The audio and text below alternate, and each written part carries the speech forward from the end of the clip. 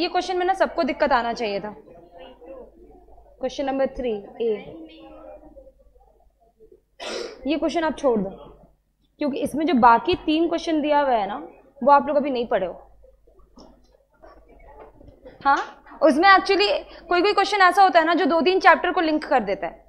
ये आपका 3-4 chapter link कर दिया ये वाला क्वेश्चन। एक क्वेश्चन आपका आगे फोटोसिंथेसिस से, इसीलिए फोटोसिंथेसिस वाली ना क्या बोल सकते हैं, डॉक्यूमेंट में मेरे को ये वाला क्वेश्चन मिला था। ठीक है, इसमें एक क्वेश्चन दे दिया आपका एनाटॉमी ऑफ प्लांट्स है, और इसमें एक क्वेश्चन दे दिया आपका मॉर्फोलॉजी ऑफ प्लांट्स है। CO2, एक CO2, 3 ATP और एक NADH2, सॉरी 3 ATP और 2 NADH2, एक CO2 के लिए 3 ATP और 2 NADH2। अब आप ये क्वेश्चन देखो कि वो किसका दिया, C4 प्लांट की C3 प्लांट। आप क्वेश्चन ही अधूरा पूछो, ये क्वेश्चन मैं देख लूंगी। ठीक है, assimilation of 1 CO2 molecule the energy required in form, ये होगा C3 प्लांट में, और ये वाला हो जाएगा आपका इसमें C4 प्लांट में। बेटा ये तो आंसर आपका नहीं होगा, मुझे लगता है आंसर सी होगा 31 का। हम भी वही बोले कि सी होगा, 31 का सी होगा, डी नहीं होगा, क्योंकि आपका 18 और 12 NADH आपका एक ग्लूकोज मॉलिक्यूल का है। मैम हम भी सी करेक्ट होके डी कर नहीं, सी होगा इसका आंसर, 31 का सी होगा। मतलब बाकी लोग क्वेश्चन बना ही नहीं है। इस चैप्टर पे आ जाते हैं, और ब्रीदिंग वाले से फिर मैं नहीं डलवाऊंगी आंसर्स, ब्रीदिंग वाले चैप्टर से फिर आंसर्स नहीं डलवाऊंगी। कल इस चैप्टर का नोट्स लिखे थे आप लोग, अभी बस 11-12 भी अच्छे से मेहनत कर लो, एक अच्छा कॉलेज मिल जाएगा ना, उसके बाद पे समझो कि आप नौकरी लेके निकलोगे वहां से। मेडिकल कॉलेज मिला तो आप डॉक्टर बन के निकलोगे वहां से। ठीक है, क्योंकि ऐसा लोग बोलते हैं ना कि single sheet of paper can not decide my future, लेकिन वही single sheet of paper he decide करता है कि आप कहाँ जाओगे इसके बाद पढ़ने के लिए। ठीक है, ये सब खाली फ्रेजेस में ही अच्छा लगता है, single sheet of paper can not decide my future, वो डिसाइड करता है। ठीक है, तो उसके लिए मेहनत करना है। बॉडी फ्लूइड्स एंड सर्कुलेशन, इसमें हम लोग कैसे स्टार्ट करें कि जो लोअर ऑर्गेनिजम्स हैं उनमें क्या है, उनमें बॉडी फ्लूइड स्पेशल फ्लूइड नहीं होकर के क्या है, वाटर ही है, जिसके ट्रांसपोर्टेशन से क्या हो रहा है, ऑक्सीजन डिफ्यूज कर रहा है, उसमें न्यूट्रिएंट्स डिफ्यूज कर रहा है, या जो भी उसको रिक्वायरमेंट है, या जो एक्सक्रीटरी प्रोडक्ट है उसका वो भी क्या हो रहा है, उसके बॉडी से बाहर निकल रहा है। तो एक मैकेनिज्म सबको को चाहिए, एक मल्टीसेलुलर ऑर्गेनिज्म को एक प्रॉपर मैकेनिज्म, एक प्रॉपर सिस्टम चाहिए। किस चीज के लिए, हाँ, चीजों को ट्रांसपोर्ट करने के लिए। ठीक है, जो यूटिलाइज करना है वो बॉडी के अंदर है, और जो वेस्ट प्रोडक्ट है, जो बाई प्रोडक्ट है, वो बॉडी से बाहर जाए। तो जो लोअर ऑर्गेनिजम्स है उनमें क्या है, हाँ, उनमें स्पेशल फ्लूइड नहीं होकर के क्या है, पानी ये रोल प्ले कर रहा है। ठीक है, जैसे कि स्पॉन्जेस, सिलेंट्रेटा, टीनोफोरा, प्लैटीहेलमिन्थेस, एस्किलमिन्थेस। इसके बाद से ब्लड का फॉर्मेशन होता है। यहां तक ब्लड नहीं है, यहां तक क्या है, पानी के थ्रू ही सारा कुछ ट्रांसपोर्टेशन का काम हो रहा है। ठीक है, इसके बाद जब ब्लड का फॉर्मेशन हुआ तो फिर एक सर्कुलेटरी सिस्टम बना। ठीक है, ब्लड के फॉर्मेशन के बाद क्या हुआ, सर्कुलेटरी सिस्टम बना उस ब्लड के ट्रांसपोर्ट के लिए। ठीक है, तो हम लोग 2 टाइप का सर्कुलेटरी सिस्टम देखे, क्या क्या, ओपन टाइप और क्लोज्ड टाइप। ओपन टाइप में क्या होता है, प्रेजेंट नहीं होता है, और एक स्पेस होता है, एक कैविटी होता है, एक स्पेस होता है, और सारे सेल्स डायरेक्ट कांटेक्ट में होते हैं उस कैविटी से। ठीक है, और किस में होता है open circulation, open circulatory system, नहीं पॉरीफेरा नहीं बेटा, जहां पे ब्लड का फॉर्मेशन है, मतलब ये एनालिडा के बाद से होगा। हाँ, मोलस्का, आर्थ्रोपोडा, हाँ उल्टा बोले, पहले आर्थ्रोपोडा बोलोगे फिर मोलस्का बोलोगे। Echinodermata, Hemichordata. ठीक है, कॉर्डेटा और एनालिडा में क्या होता है, close circulatory system. Close circulatory system का क्या मतलब है, आर्टरीज, वेन्स और कैपिलरीज प्रेजेंट है। क्लियर है, और सेल्स डायरेक्ट आपके ब्लड के कांटेक्ट में नहीं है। ठीक है, वो कैसे कनेक्ट हो रहे हैं, कैपिलरीज के थ्रू। कैपिलरी क्या होता है, आप लोग फिजिक्स में पढ़े होगे, कैपिलरी, ये वर्ड पढ़े होगे, कैपिलरी क्या होता है, कैपिलरी होता है फिजिक्स में। आप लोग किस चैप्टर में पढ़ोगे वो मेरे को एग्जैक्टली याद नहीं, क्योंकि फिजिक्स से मेरे को ये डेफिनेशन याद हो गया, इसीलिए जब इधर कैपिलरी टर्म सुनी ना तो मैं उसको रिलेट कर पाई। कैपिलरी क्या होता है बेसिकली, कि जिसका लेंथ, उसका डायमीटर उसके लेंथ के नेग्लिजिबल हो। ठीक है, मतलब समझो कुछ इस तरीके का आपका कैपिलरी हो जाएगा। इसका लेंथ इतना लंबा है और इसका डायमीटर एकदम नेग्लिजिबल। डायमीटर इसके लेंथ के प्रोपोर्शनल में क्या हो गया, एकदम ही नेग्लिजिबल। इसको हम लोग कैपिलरी कहते हैं।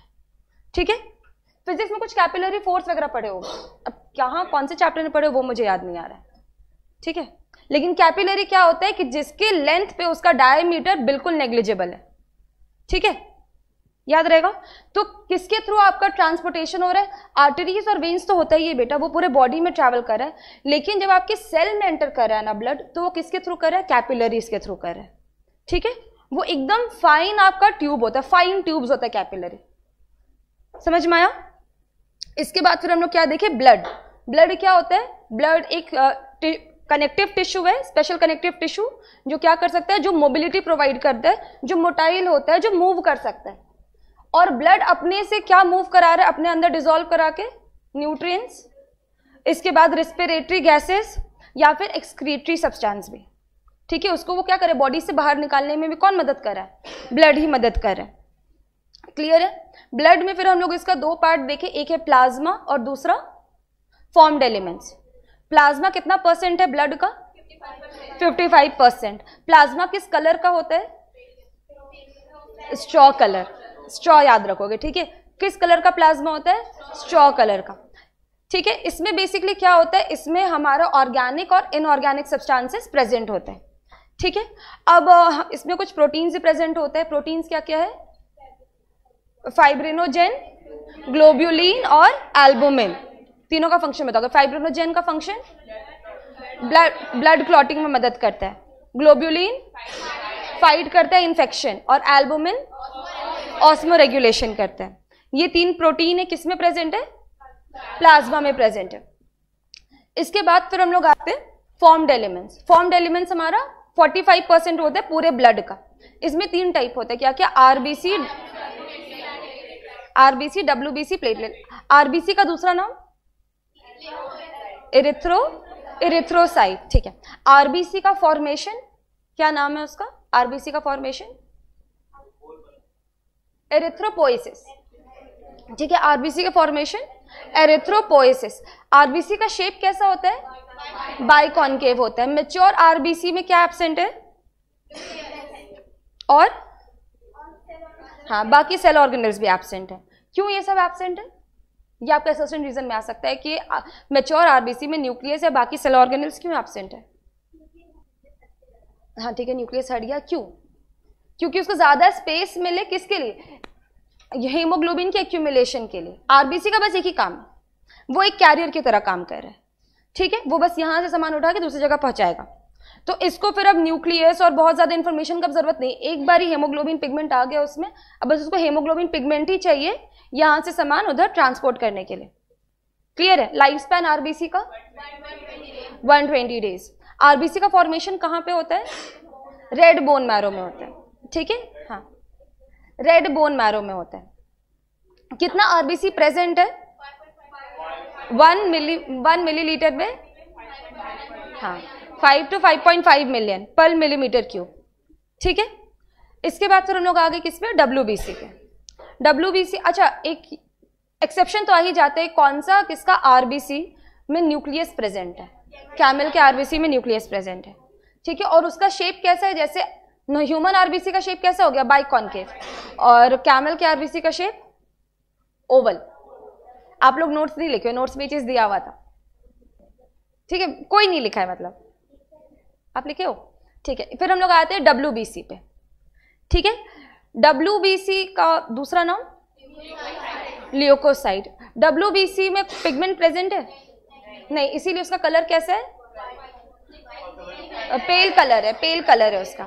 ठीक है, डब्ल्यूबीसी का shape amoeboid shape. Amoeboid shape, amoeboid shape उसको क्यों मिला है, हाँ वो कहीं भी जाके ट्रांसपोर्ट कर सके। ठीक है बेटा, एमीबॉइड मूवमेंट का ये भी मतलब हो सकता है, एमीबॉइड शेप का ये मतलब हो सकता है कि जहां जरूरत पड़ा, जब जैसा जरूरत पड़ा वो अपना शेप चेंज कर लिया उसके अकॉर्डिंग। ठीक है, अगर उसको कहीं एंटर करना है तो वो अपने आप को एकदम नैरो बना लेगा अपने बॉडी को और एंटर कर जाएगा।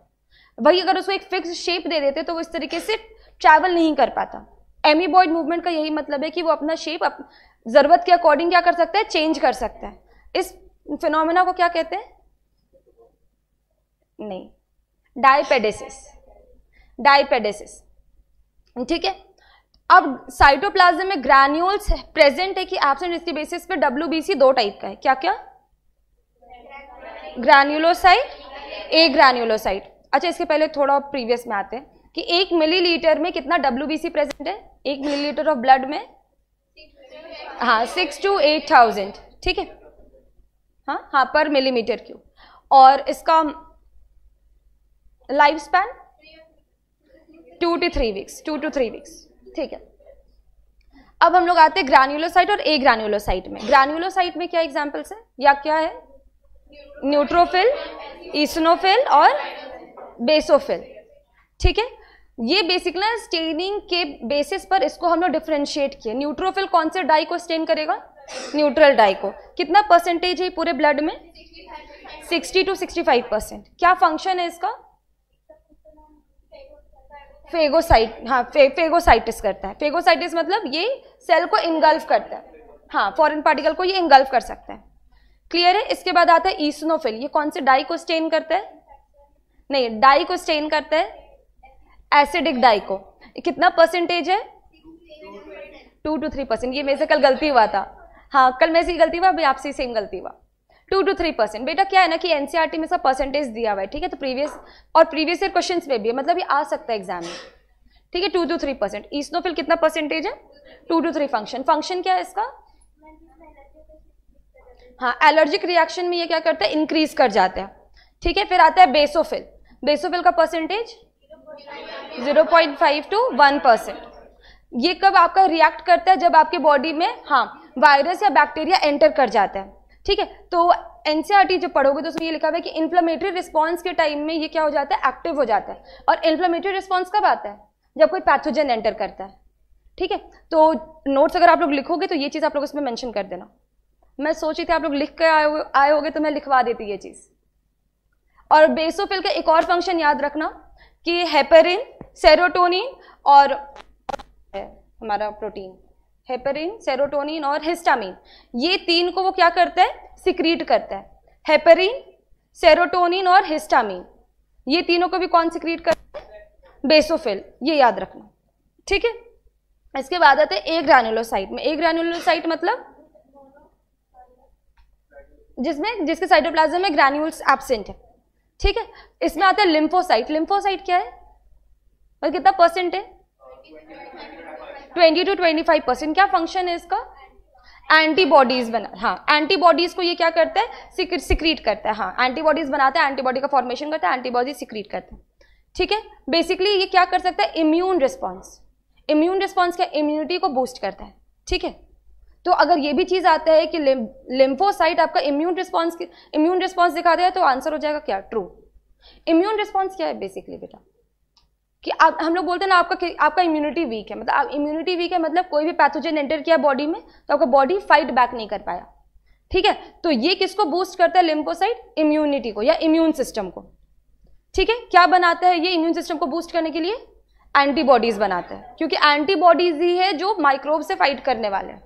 ठीक है, या फॉरेन पार्टिकल से फाइट करने वाले हैं। फिर आता है मोनोसाइट। मोनोसाइट कितना परसेंट है? 6 to 8%। ठीक है, मोनोसाइट है 6 to 8%। फंक्शन क्या है इसका? फेगोसाइटिक नेचर का। फेगोसाइटिक नेचर का 12th में इसी में आगे आप लोग पढ़ोगे कि ये जो मोनोसाइट है ना, मोनोसाइट किसी सेल में एंटर कर जाता है तो वो मैक्रोफेज बन जाता है। मैक्रो मतलब बड़ा, लार्जर, और फेज मतलब किल करना, मतलब वो बड़े पार्टिकल को किल कर सकता है। इसका एग्जाम्पल ऐसे समझो कि जितने भी आपके WBC है, RBC है, प्लेटलेट्स ये ब्लड में आपका फ्लो कर रहे हैं। ठीक है, तो जो मोनोसाइट है वो आपकी गली का कुत्ता है। और गली का कुत्ता क्या करता है? रखवाली करता है। फेगोसाइटिक नेचर का बेटा। ठीक है, मतलब कोई भी फॉरेन पार्टिकल आएगा या कोई भी अनजान लोग आएगा तो क्या करेगा? ये भौंकेगा। ठीक है, तो आपका मोनोसाइट क्या करे? वो आपका गली का कुत्ता है। ठीक है, हाँ, कि कोई भी फॉरेन पार्टिकल आएगा वो उस पर अटैक करेगा। ठीक है, और मैक्रोफेज क्या है? मैक्रोफेज जब मोनोसाइट आपके किसी सेल में एंटर कर जाता है, अब आप समझो कि आप किसी गली के कुत्ते को घर में रखे और उसको पाल पोस के बड़ा कर रहे हो। ठीक है, तो आप डिफरेंस कर सकते हो दोनों में। अब जो घर का कुत्ता हो गया, जो गली का कुत्ता था वो आप उसको घर में एंटर करा दिए। ठीक है, अब आप उसको खाना पीना दे रहे हो, अब वो आपके घर का रखवाली कर रहा है, मतलब वो अब ज्यादा रखवाली कर सकता है। अब आपके घर का इन पर्टिकुलर वो रखवाली कर रहे हैं, ठीक है, उसका लाइफ स्पैन बाहर वाले कुत्ते से ज्यादा भी होगा। बस यही सारे डिफरेंसेस है बेटा, ठीक है। और इस तरीके से याद रखोगे तो याद रहेगा। जब घर का कुत्ता हो गया उसका क्या हो गया, लाइफ स्पैन ज्यादा हो गया। जो गली का कुत्ता है मतलब मोनोसाइट से मैक्रोफेज का लाइफ स्पैन ज्यादा हो गया। मैक्रोफेज ज्यादा प्रोटेक्शन प्रोवाइड कर सकते हैं, ठीक है, ये हो गया। फिर हम लोग किस पे आते हैं, प्लेटलेट्स पे। इसका दूसरा नाम थ्रोम्बोसाइट। कौन से सेल से ये बनता है, special cell of bone marrow. अब उसका नाम बताओ, मेगा कैरियोसाइट, ठीक है, मेगा कैरियोसाइट, ठीक है। मेगा कैरियोसाइट में हमारा क्या है, ये बेसिकली क्या है, सेल का फ्रैगमेंट है। ये सेल का फ्रैगमेंट है और जो क्या चीज के लिए रिस्पॉन्सिबल है, क्लॉटिंग के लिए, ब्लड क्लॉटिंग के लिए रिस्पॉन्सिबल है, ठीक है। प्लेटलेट में टोटल 13 क्लॉटिंग फैक्टर्स प्रेजेंट होते हैं, ठीक है। अब इसका क्या रिएक्शन है, वो 13 क्लॉटिंग फैक्टर का क्या कैस्केड रिएक्शन है, वो आप लोग को अभी नहीं लिख जानना है, ठीक है। अभी बहुत बेसिक्स में हम लोग को जानना है कि कोगुलेशन ऑफ ब्लड कैसे होता है, ठीक है, और वो आप लोग पढ़ोगे मेडिकल कॉलेज में, ठीक है। यहां तक समझ में आया, प्लेटलेट समझ में आया। इसके बाद हम लोग क्या टॉपिक पे पढ़ने वाले थे, ब्लड ग्रुप। हाँ अच्छा, प्लेटलेट्स का नंबर कितना होता है, 1.5 लाख टू 3.5 लाख। इसका लाइफ स्पैन कितने टाइम का होता है, 8 to 9 डेज का। क्लियर है। अब आते हैं हम लोग ब्लड ग्रुप पे। आप लोग घर पे जाके कुछ पूछे थे अपने पेरेंट्स से, क्या किसका ब्लड ग्रुप है, कुछ क्यूरियोसिटी पता है, खुद का पता है क्या है। देखो इंडिया में सबसे ज्यादा जो ब्लड ग्रुप मिलेगा वो बी पॉजिटिव है। इस क्लास में बहुत लोग का बी पॉजिटिव होगा, अगर पता है आप लोगों को तो। नहीं, सबसे कॉमन इंडिया में बी पॉजिटिव ही है ब्लड ग्रुप, ठीक है, सबसे कॉमन ब्लड। अच्छा, आपकी दीदी का ए बी पॉजिटिव है, आपका बी पॉजिटिव, मम्मी पापा का ए बी होगा। हाँ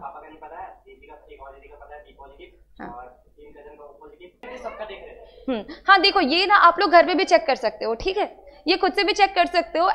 कुछ आता है केमिकल्स एंटी सीरा करके, ठीक है, वही मैं उसको गूगल में प्राइस देख रही थी तो 300 में आता है। 3 cc आता है, एंटी सेरा ए, एंटी सेरा बी और एंटी सेरा एच। हाँ, तो इसमें आप क्या करोगे, आप 3 ड्रॉप लोगे, ठीक है। आप ब्लड निकाले, आप फिंगर प्रिक करें, 3 बार ड्रॉप लोगे। इस तरीके का प्लेट होता है और आप क्या लोगे, 3 ड्रॉप लोगे। एक में डालोगे एंटी सेरा ए, एक में एंटी सेरा बी और एक में एंटी सेरा एच, ठीक है, एंटी सेरा एच, ये तीनों डालोगे। अगर ब्लड ग्रुप ए है, अगर ब्लड ग्रुप ए है तो आपका कोगुलेट करेगा ये, इसमें थक्का जमने लगेगा। हाँ हाँ, तो आप तीनों में फिंगर प्रिक करो और आप 3 जगह डॉट करोगे, ठीक है। फिंगर प्रिक करके तीनों जगह ब्लड ली। ब्लड ग्रुप ए है तो आपका एंटी ए में क्या हो जाएगा, इस तरीके से क्लॉट जमने लगेगा, थक्का जमने लगेगा। क्लियर है। और अगर आपका एंटी एच में भी ऐसे थक्का जमने लगा, इसका मतलब है कि ए पॉजिटिव हो गया, ठीक है। ये तरीका है निकालने का, इसलिए मैं बोलूं कि लोग खुद से भी निकाल सकते हैं। हाँ, ओ पॉजिटिव में आपका ए और बी दोनों में कुछ नहीं होगा, सिर्फ आपका एच, एंटी एच में आपका क्या होगा, थक्का जमने लगेगा। अभी हम थक्का जमने तो कोगुलेट होने लगेगा। हाँ, क्लॉट बनेगा, कोगुलेट होने लगेगा। क्लॉट नहीं बोलेंगे बेसिकली, कोगुलेट होने लगेगा, ठीक है, वो थोड़ा थिक होने लगेगा, ठीक है। अब आते हैं ब्लड ग्रुप पे। ब्लड ग्रुप पढ़ो, आप लोगों को समझ में आ जाएगा कैसे, क्यों उसमें आपका क्लॉट बन रहा है, ठीक है, या फिर कोगुलेट कर रहा है आपका ब्लड। उसका ये मतलब बेटा कि उसमें मतलब उसमें एंटीजन ए भी एब्सेंट है, बी भी एब्सेंट है, उस पर भी ध्यान मत दो, अभी आप लोग इधर ध्यान दो, ठीक है। ब्लड ग्रुप डिस्कवरी किया गया था लैंस स्टीनर के द्वारा, डिस्कवरी लैंस स्टीनर, ठीक है। 4 टाइप का ब्लड ग्रुप होता है, क्या क्या, ए बी और ओ, ठीक है। On the basis of antigen के क्या एंटीजन प्रेजेंट है, 2 टाइप से हम लोग ब्लड ग्रुपिंग कर सकते हैं, एक एबीओ ग्रुपिंग और दूसरा आरएच ग्रुपिंग, ठीक है, ए बी और ओ, ठीक है। अब एक एक करके हम लोग ब्लड ग्रुप्स देख लेते हैं। अगर हमारा ब्लड ग्रुप ए है, ब्लड ग्रुप ए में क्या होगा कि हमारा आरबीसी का एक सेल है, ठीक है, आरबीसी का हमारा सेल है। सबसे पहले इसमें क्या चीज का फॉर्मेशन होगा, इसमें एक फॉर्मेशन होगा H फैक्टर का। इसमें किस चीज का फॉर्मेशन हुआ, H फैक्टर का, जो कि होता है फ्यूकोज। फ्यूकोज होता है, लेकिन इसको हम लोग क्या बोलते हैं, H फैक्टर बोलते हैं, fucose.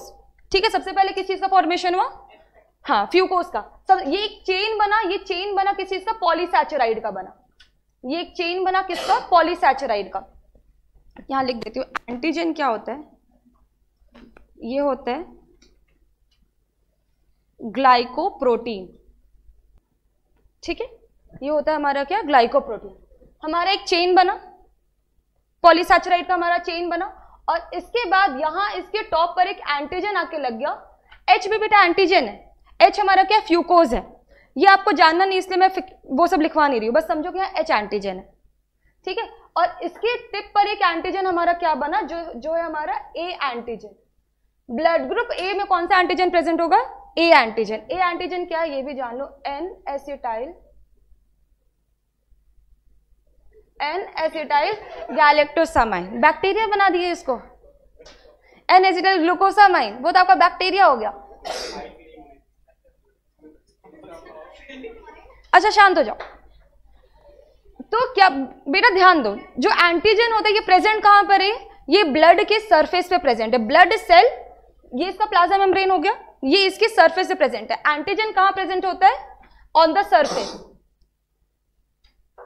On the surface of RBC. ठीक है, अब ये हमारा ए एंटीजन है, और ए एंटीजन को मारने के लिए हमें चाहिए ए एंटीबॉडी। ए एंटीजन को कौन मारेगा, ए एंटीबॉडी। एंटीबॉडी हमारा वाई शेप का स्ट्रक्चर होता है। बेटा मुझे पढ़ाने दो 2 मिनट, 2 मिनट पढ़ाने दो। ठीक है, ये हमारा क्या, एंटीबॉडी ए है, ये किसको मारेगा, ए एंटीजन को मारेगा। ठीक है, अब हमारे बॉडी में ए एंटीजन घूम रहा है, तो क्या इसको मारने का जरूरत है, ये तो हमारा खुद का खून है ना, इसको हम लोग मारेंगे नहीं, मारेंगे। तो फिर प्लाज्मा में क्या प्रेजेंट होगा, ए एंटीबॉडी प्रेजेंट होगा, प्लाज्मा में ए एंटीबॉडी नहीं होगा। ए एंटीजन को कौन मारेगा, ए एंटीबॉडी मारेगा। अगर ए एंटीबॉडी ही प्रेजेंट होगा तो ए एंटीजन रहेगा नहीं, इसको मार देगा। तो हमारे बॉडी में अगर ए एंटीजन है, ब्लड ग्रुप ए है मतलब ए एंटीजन है, ए एंटीजन है तो एंटीबॉडी होगा ए, एंटीबॉडी ए नहीं होगा। ठीक है, तो प्लाज्मा में कौन सा एंटीबॉडी होगा, एंटीबॉडी बी, या इसको हम लोग एंटी बी कह सकते हैं। हाँ वही बोल रही हूं, अगर ब्लड ग्रुप ए है और ए एंटीबॉडी इसको मार देगा तो ब्लड ग्रुप ए रहेगा ही नहीं। ठीक है, मतलब जिसका ब्लड ग्रुप ए है तो इसके सरफेस पे कौन सा एंटीजन है, ए एंटीजन। ठीक है, तो इसके बॉडी में, इसके प्लाज्मा में एंटीजन कहां प्रेजेंट है, on the surface of RBC. Antibody क्या है, एंटीबॉडी प्रोटीन्स होता है। ठीक है, एंटीबॉडी क्या होता है, प्रोटीन्स होता है, और ये कहां प्रेजेंट है, इन द प्लाज्मा। एंटीबॉडी कहां प्रेजेंट है, प्लाज्मा में प्रेजेंट है। एंटीजन कहां प्रेजेंट है, on the surface of RBC. A antigen है तो प्लाज्मा में एंटीबॉडी बी प्रेजेंट होगा। समझ में आया। फिर आते ब्लड ग्रुप बी पर, समझ में आया ये चीज कि फिर से समझाऊं बेटा। एंटीजन ए है, ठीक है, एंटीजन ए है तो एंटीबॉडी ए कभी नहीं होगा उसके बॉडी में। ठीक है, कौन सा एंटीबॉडी है, बी एंटीबॉडी है। कौन सा एंटीबॉडी है, बी एंटीबॉडी है। अगर ऐसे पर्सन को जिसका ब्लड ग्रुप ए है, इसमें हम लोग ब्लड ग्रुप बी डाल दी तो क्या होगा, हाँ बी को वो किल करने लगेगा, बी को वो कोगुलेट करने लगेगा। मतलब कौन सा एंटीबॉडी प्रेजेंट है, एंटी बी। मतलब अगर ब्लड ग्रुप हम लोग बी डाले या ब्लड ग्रुप हम लोग ए बी डाले तो वो क्या करने लगेगा, इसको किल करने लगेगा। इसके ऊपर आके बाइंड कर जाएगा हमारा कौन सा, बी एंटीबॉडी। समझ में आया। अच्छा एक बार सारा देख लो, उसके बाद फिर आता है इसमें। ब्लड ग्रुप बी है, ठीक है, ब्लड ग्रुप बी है तो इसमें कौन सा हमारा एंटीजन प्रेजेंट होगा, बी ब्लड ग्रुप है बेटा। एंटीजन क्या होगा, एच तो होगा, एच तो आपका बेटा सब में होगा, एच आपका सब में बनेगा। इसके ऊपर क्या बनेगा, एंटीबॉडी बी बनेगा, सॉरी एंटीजन क्या रहेगा, बी रहेगा। अब बी एंटीजन हमारा क्या है, एन गैलेक्टोज। ये आपको नहीं जानना है, ठीक है, ये आपको नहीं जानना है कि आपका बी एंटीजन क्या है। तो आपका ये एन गैलेक्टोज है, ये एन एसिटाइल गैलेक्टोसामाइन है, ठीक है। ये आपका क्या है, ये ग्लाइकोप्रोटीन है, ये आपका क्या है, ग्लाइकोप्रोटीन है। बस यहां पे मैं लिखवाई कि ग्लाइकोप्रोटीन होता है, इसलिए कौन सा होता है वो मैं बता रही हूं। आपका ब्लड ग्रुप क्या है, बी है, तो एंटीजन क्या है, एंटीजन बी। तो एंटीबॉडी प्लाज्मा में ए, ठीक है। एक चीज जानो, एंटीजन दो ही है, क्या क्या, ए और बी। एंटीबॉडी भी दो ही है, एंटी ए और एंटी बी, ठीक है, कुछ ओ टाइप का नहीं होता।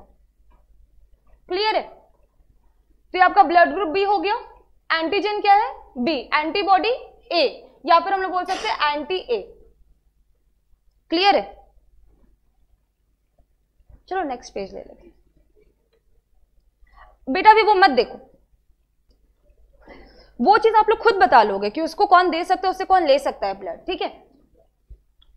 पीडीएफ आप लोग खोले भी नहीं हो, क्योंकि उसमें ना मैं एक चार्ट बनाई थी, ठीक है, और चार्ट ना पूरा वेकेंट है, चार्ट पूरा खाली है, कॉलम्स बना हुआ है, और मैं सोची थी क्लास में भरवाने का। एक बार देख लो पीडीएफ खोल के अभी।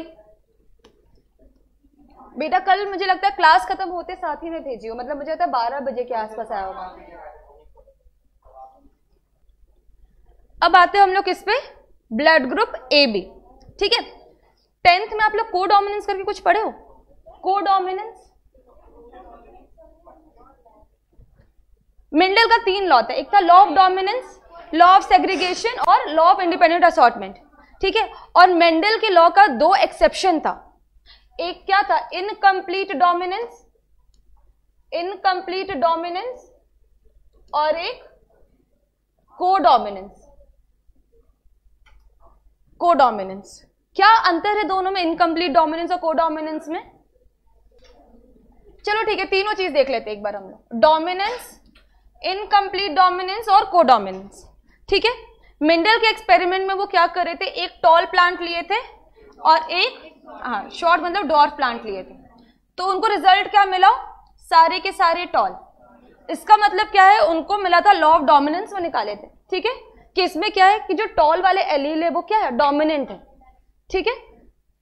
इनकम्प्लीट डोमिनेंस में क्या था, ये एक फ्लावर में होता है, मिराबिलिस जलापा, ठीक है, या उसको 4 o'clock प्लांट भी कहते हैं, ठीक है। ये फ्लावर आप लोग देखे होंगे, ये फ्लावर अभी आप लोग गूगल कर लेना, ये फ्लावर आप लोग को बहुत सारे कलर में मिलता है, पिंक, रेड, येलो, इस सब कलर में मिलता है। अभी मत करो, बाद में कर लेना। ये क्या हो गया, ये डोमिनेंस हो गया। इनकम्प्लीट डोमिनेंस क्या होता है, एक लिए रेड फ्लावर, एक लिए व्हाइट फ्लावर, तो आपका F1 क्या आ गया, पिंक फ्लावर, ना ही रेड ना ही व्हाइट, तो ये आपका क्या हो गया, इनकम्प्लीट डोमिनेंस हो गया। और कोडोमिनेंस ये आपका ब्लड ग्रुप का एग्जांपल है, ठीक है। ब्लड ग्रुप ए और ब्लड ग्रुप बी है किसी पर्सन का, तो F1 आपका AB आ जाएगा, ठीक है। दोनों एक्सप्रेस किया, डोमिनेंस क्या हो गया, दोनों में से कोई एक एक्सप्रेस किया। इसमें क्या है, दोनों 50-50 एक्सप्रेस किया, तो कोई एक डिफरेंट ही कलर आ गया। वो आप लोग ये बेटा, ये आपका क्या है, ये आपका जेनेटिक्स है। और वो क्या क्वेश्चन था कि ब्लड ग्रुप ए है, उसमें अगर ब्लड ग्रुप बी डालेंगे तो ए भी बन जाएगा, वो क्वेश्चन था। ये कुछ और ही है, इसमें हम लोग फर्टिलाइजेशन कर रहे हैं। ये समझो ये मदर है और ये फादर है और ये चाइल्ड है, ठीक है। वो एकदम डिफरेंट चीज है जो आप बोले। वो ब्लड ट्रांसफ्यूजन का केस में पूछ रही थी, वो ब्लड ट्रांसफ्यूजन था, समझ में आ रहा है, वो समझ में आ रहा है, ब्लड ट्रांसफ्यूजन समझ में आ रहा है कि ब्लड ग्रुप ए है जिसका उसमें ब्लड ग्रुप बी नहीं डाल सकते, ठीक है। लेकिन ये आपका सेक्सुअल रिप्रोडक्शन है, ये फर्टिलाइजेशन है, ये मदर और फादर, ये प्रोजेनी है, ठीक है। तो प्रोजेनी आपका ए बी भी हो सकता है, प्रोजेनी आपका ओ भी हो सकता है। ये कैसे होगा वो मैं बताती हूँ, ठीक है। ये समझ में आया, ये तीनों चीज ए बी में वही चीज हमें करनी है। ब्लड ग्रुप ए बी है तो इसके सरफेस पे एंटीजन होगा, तो एंटीजन ए भी होगा और एंटीजन बी भी होगा, ठीक है। ब्लड ग्रुप ए बी है तो इसमें एंटीजन ए भी है और एंटीजन बी भी है, तो क्या इसके लिए कोई एंटीबॉडी होगा इसके ब्लड में? एंटीजन क्या है? एंटीजन ए भी है और एंटीजन बी भी है। एंटीबॉडी, एंटीबॉडी क्या होगा? क्या ए को मारने के लिए कोई होगा? नहीं होगा।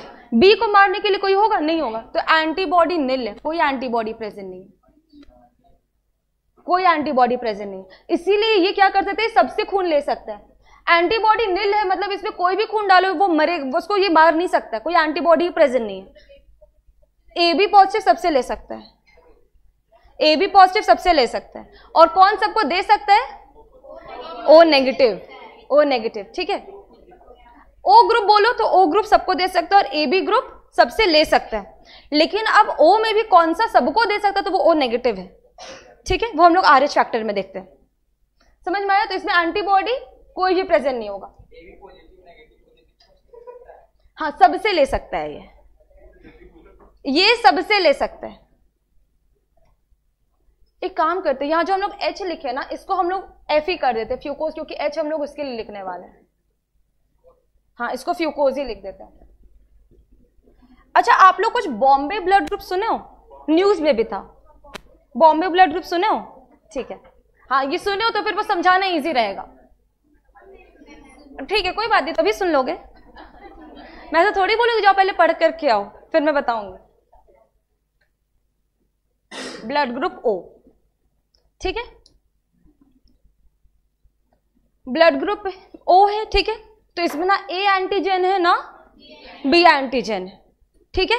मतलब ये ब्लड सबको दे सकता है, इसके पास ना A एंटीजन है ना B एंटीजन है, तो ये ब्लड सबको दे सकता है, ठीक है। इसमें एंटीबॉडी क्या प्रेजेंट है?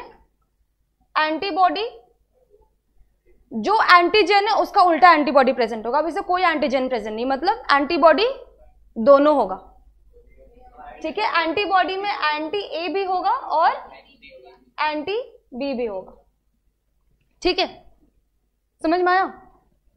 जो एंटीजन है उसका उल्टा एंटीबॉडी उसके खुद के बॉडी में प्रेजेंट होगा। जैसे आपका ब्लड ग्रुप बी पॉजिटिव, तो इसके बॉडी में कौन सा एंटीबॉडी होगा? एंटी ए होगा। Blood group B anti A, blood group A positive, तो कौन सा एंटीबॉडी होगा? हाँ, एंटी बी होगा, एंटी बी। ओ पॉजिटिव, तो कौन सा एंटीबॉडी होगा इसके बॉडी में? एंटीबॉडी ए भी होगा और एंटीबॉडी बी भी होगा। समझ में आया? ब्लड ग्रुप O, कोई भी इसमें एंटीजन निल, कोई भी एंटीजन प्रेजेंट नहीं है। समझ में आया? ये तो हो गया बेटा फिनोटाइप। ये हम लोग क्या देख रहे हैं? फिनोटाइप, कौन सा ब्लड ग्रुप है। फिनोटाइप और जीनोटाइप क्या होता है? फिनोटाइप और जीनोटाइप,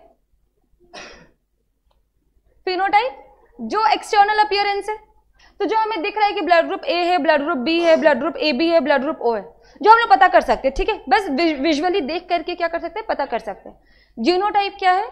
हाँ, उसका जेनेटिक मेकअप, ठीक है, कि वो हेट्रोजाइगस है कि होमोजाइगस है, ये वाला चीज, ठीक है। शुरू से करते हैं।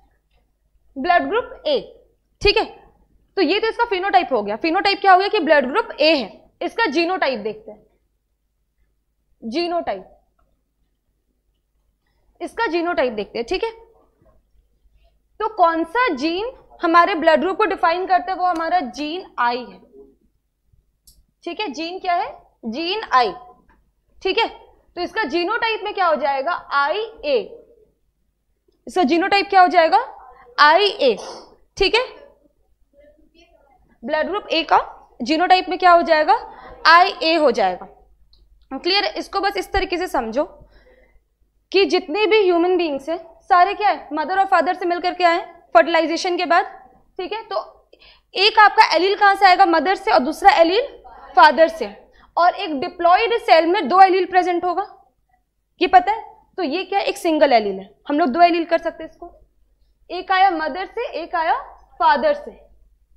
IA, ये क्या आ जाएगा? ब्लड ग्रुप A, ठीक है। अब मान लो कि मदर O है और फादर A है, तो उसमें क्या केस बन सकता है कि फादर से IA आया और मदर से IO, या फिर इसको हम लोग IO को स्मॉल I भी लिख सकते हैं। ठीक है, समझ में आया? तो ये कौन सा ब्लड ग्रुप बन गया? ये ब्लड ग्रुप बना A। ठीक है, IO मतलब वो रेसिसिव है। IO क्या है? ये आपका क्या है? रेसिसिव है। ये साथ में रहेगा तब भी एक्सप्रेस करेगा। हाँ, और मदर में O पॉजिटिव होगा, अच्छा O नेगेटिव होगा तो चाइल्ड हमेशा पॉजिटिव होगा, या फिर नेगेटिव भी हो सकता है, दोनों केस बन सकते हैं। देख लेते कैसे बनेगा। जीनोटाइप देखो, जीनोटाइप क्या हो गया? IA तो blood group A। IA IO, देखो O क्या है?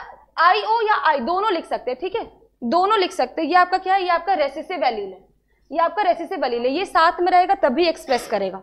तो ये बेटा ये हम लोग पता है, जीनोटाइप हम लोग क्या है? फिजिकली देख नहीं सकते। ठीक है, जीनोटाइप क्या होता है? फिजिकली हम लोग देख नहीं सकते। जैसे टॉल और डॉर्फ में भी क्या हुआ था? 3 टॉल था और 1 डॉर्फ था। अब उसमें से जो 2 डॉर्फ थे वो क्या, 2 टॉल थे वो क्या थे? हेट्रोजाइगस टॉल थे। चलो पहले हम लोग जीनोटाइप फिनोटाइप देख लेते हैं। टॉल और डॉर्फ में,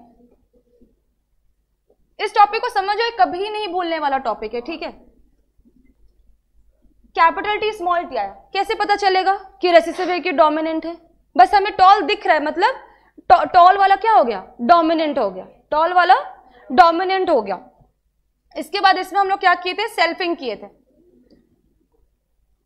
तो इसमें से 3 टॉल आया और 1 डॉर्फ आया।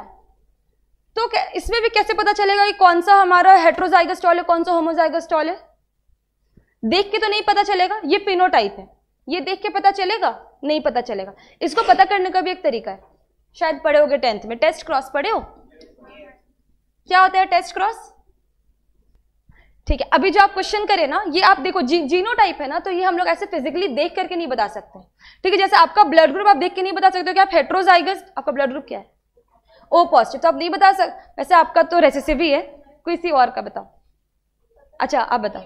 हाँ, इसमें भी कुछ नहीं आएगा। ठीक है, A पॉजिटिव, तो ये नहीं बता सकते हमारा ब्लड ग्रुप देख के कि ये होमोजाइगस A पॉजिटिव है या हेट्रोजाइगस A पॉजिटिव है। इसको बस पता है कि ये A पॉजिटिव है। ठीक है, हाँ। टेस्ट क्रॉस क्या होता है? टेस्ट क्रॉस में आपका हेट्रोजाइगस और होमोजाइगस में पता करने की हेट्रोजाइगस वाला था कि होमोजाइगस वाला था। ठीक है, तो हम लोग क्या करते हैं, एक कैपिटल T को किसके साथ क्रॉस करेंगे? स्मॉल t के साथ। क्या देखोगे कि आपका 100% क्या आएगा? टॉल प्रोजेनी आएगा। करके देख लो, सब आपका क्या आ जाएगा? सब आपका कैपिटल T स्मॉल t आ जाएगा। ये आपका रिजल्टेंट क्या आएगा? कैपिटल T स्मॉल t आ जाएगा सब में। तो आपका क्या हो गया? 100% टॉल। इससे ये पता चला कि ये जो हम लोग टॉल वैरायटी लिए थे, क्या था? होमोजाइगस टॉल था, होमोजाइगस टॉल था। अगर इसी को हम लोग हेट्रोजाइगस टॉल लिए और इसको क्रॉस कराए किसके साथ? डॉर्फ के साथ। इसमें क्या होगा? 50% टॉल और 50% डॉर्फ। तो इससे हमें टेस्ट क्रॉस करके पता चला कि वो हमारा होमोजाइगस टॉल था या फिर हेट्रोजाइगस टॉल। फिजिकली देख के नहीं पता चलेगा कि हमारा हेट्रोजाइगस कंडीशन है कि होमोजाइगस कंडीशन है। ठीक है, अब जो हमारा ब्लड ग्रुप O है, वो समझो कि उसमें क्या है? उसमें जो जीन्स है वो रेसिसिव है, मतलब वो साथ में रहेंगे तभी एक्सप्रेस करेंगे। वो किसी डोमिनेंट के साथ रहा तो वो एक्सप्रेस करेगा। चलो ठीक है, ब्लड ग्रुप में भी देखो डोमिनेंट क्या है? हमारा कौन सा जीन या कौन सा एलील इसको डिफाइन करे ब्लड ग्रुप को? Gene I। Gene I dominant हमारा IA है और डोमिनेंट हमारा IB है। ठीक है, जैसे इसमें टॉल डोमिनेंट था, डॉर्फ रेसिसिव था, तो डोमिनेंट क्या है? IA और IB। रेसिसिव क्या है? IO लिखो या फिर इसको स्मॉल I लिखो। ठीक है, दोनों बराबर है। IO लिखो या फिर स्मॉल I लिखो, ये रेसिसिव हो गया। ठीक है, या फिर चलो कन्वीनियंट के लिए हम लोग स्मॉल I लिखते हैं। कन्वीनियंट के लिए हम लोग क्या करते हैं? स्मॉल I करेंगे। रेसिसिव क्या है? Small I। समझ में आया? अब इसमें आते हैं हम लोग। चलो ये आप ही लोग चलो बताओगे। एक डिप्लॉइड सेल में एक मदर से एक फादर से आया तो 2 एलील रहेगा। तो 2 एलील हमारा होमोजाइगस भी हो सकता है और हेट्रोजाइगस भी हो सकता है। ब्लड ग्रुप आइए नहीं बोलेंगे, ब्लड ग्रुप A। ठीक है, ये जीन है, ये फिनोटाइप दिखाएगा। ठीक है, ब्लड ग्रुप ए हो जाएगा, ठीक है, क्योंकि जो हमारा स्मॉल आई है वो क्या है, वो रेसेसिव है। ब्लड ग्रुप बी में बताओ जीनोटाइप क्या क्या हो सकता है, तो ये ब्लड ग्रुप बी बनेगा, या फिर अगर ये रहा तो भी ब्लड ग्रुप बी बनेगा, ठीक है। तो इसके लिए दो जीनोटाइप पॉसिबल है, दो जीनोटाइप पॉसिबल है, एक होमोजाइगस और एक हेट्रोजाइगस। इसके लिए भी दो जीनोटाइप पॉसिबल है, होमोजाइगस और हेट्रोजाइगस। अब आते किसमें, ए बी में। हमारे पास दो ही एलील हो सकते हैं, ठीक है, हम लोग अपने मन से 4 एलील नहीं बना सकते, एक डिप्लॉइड सेल में 2 एलील रहेगा। तो इसमें हमारा जीनोटाइप क्या हो सकता है, सोच के बताओ।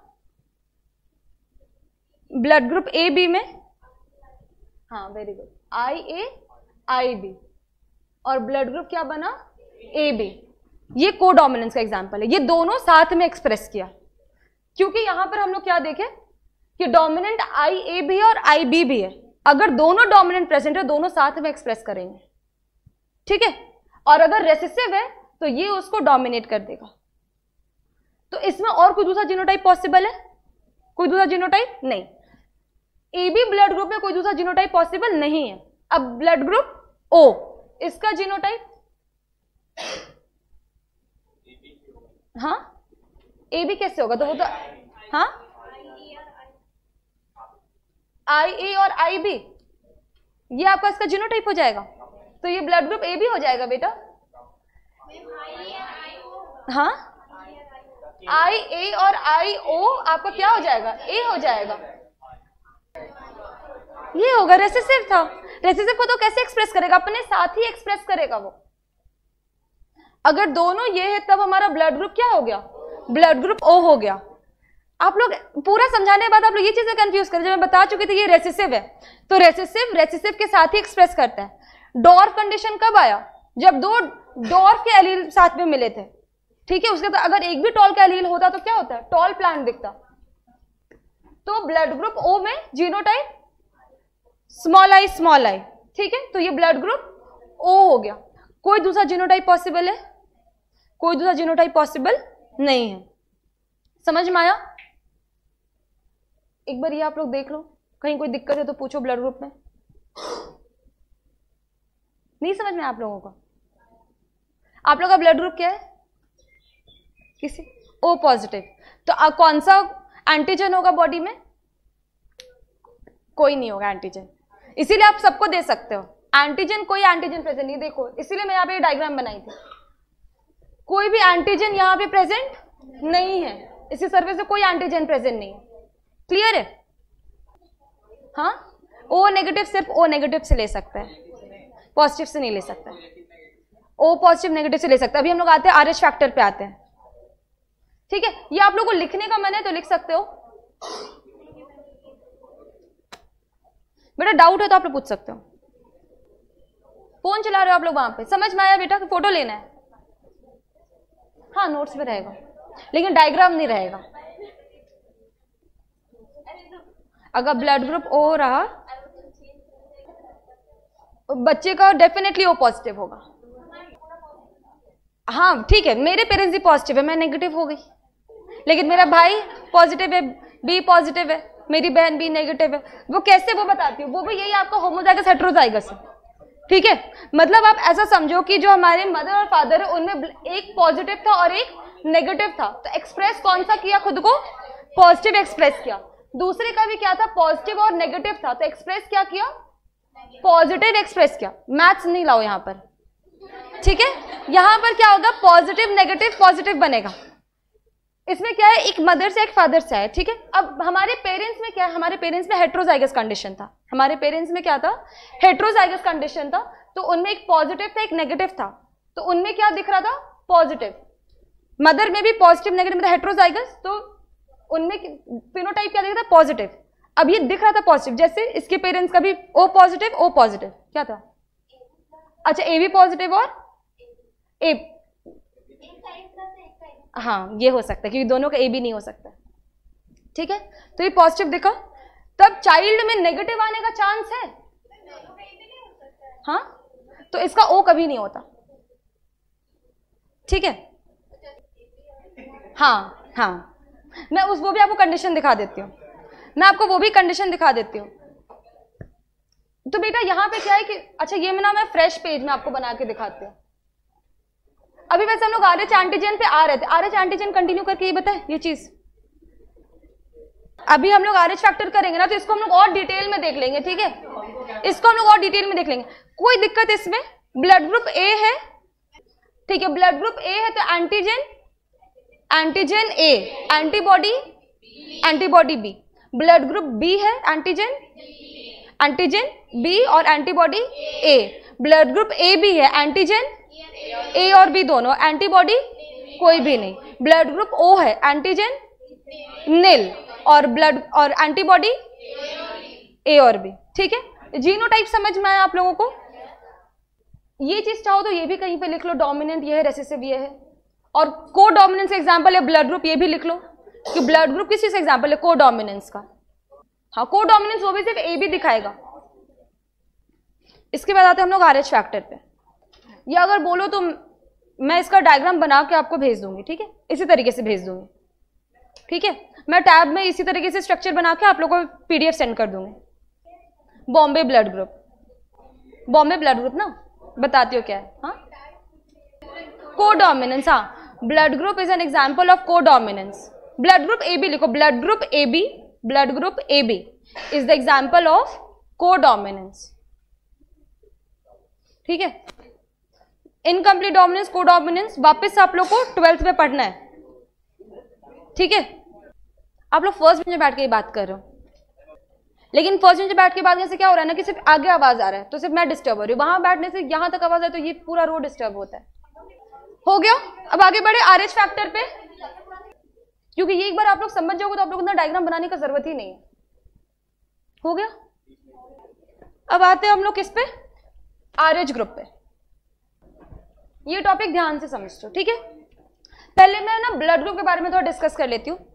अब जैसे क्या है कि पेरेंट्स का ब्लड ग्रुप कुछ और है, चिल्ड्रन का कुछ और आ गया, तो ये भी पॉसिबिलिटी है, ठीक है। जैसे अगर पेरेंट्स का ब्लड ग्रुप बी है, दोनों का, मम्मी और पापा दोनों का, तो चाइल्ड का आ सकता है बी आ सकता है या फिर ओ आ सकता है। कैसे आएगा चलो एक बार हम लोग वो देख लेते, फिर RH फैक्टर पे आते हैं। इसमें मेरे को एक एडवर्टाइजमेंट याद आ गया, बंटी तुम्हारा साबुन स्लो है क्या? मतलब अभी सेम चीज वो पूछी थी,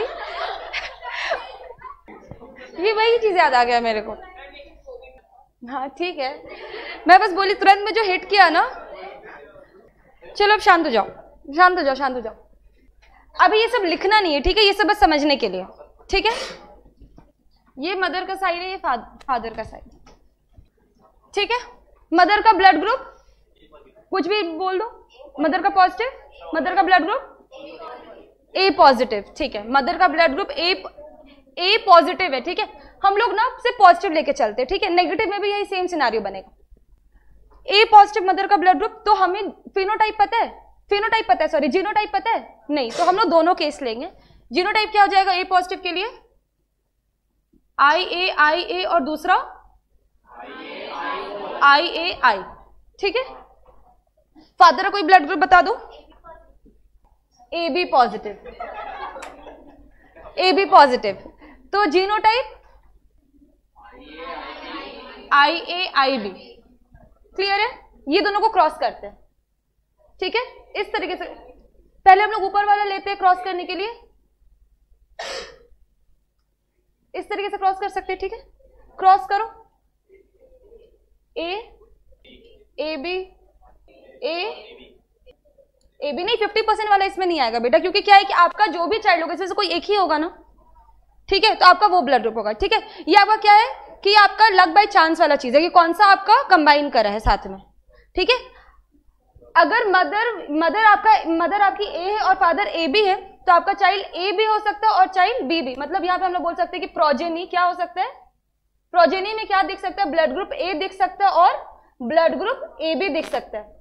ब्लड ग्रुप बी दिखने का कोई भी चांस, कोई चांस नहीं। ब्लड ग्रुप ओ दिखने का कोई भी चांस, कोई चांस नहीं। क्लियर है। दूसरा कंडीशन लेते हैं, इसको हम लोग लेते हैं ए और ओ कर देते हैं, ठीक है, और इधर कर देंगे ए और बी।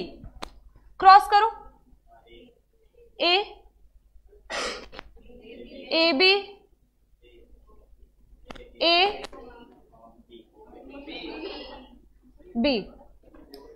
ठीक है, तो इसमें आपका प्रोजेनी में क्या आ सकता है बेटा, आपको पता है ये आप लोग ना 12th में पढ़ने वाले हो और डायरेक्ट क्वेश्चंस आते हैं एग्जाम में कि अगर मदर का ब्लड ग्रुप ए है, फादर का ए बी है, तो पॉसिबिलिटी क्या है चाइल्ड ब्लड ग्रुप का। ठीक है, तो जो मैक्सिमम पॉसिबिलिटी आता है हम लोग वो मेंशन करते हैं। मैक्सिमम पॉसिबिलिटी इसमें आएगा कि इसमें आएगा, इसमें आएगा।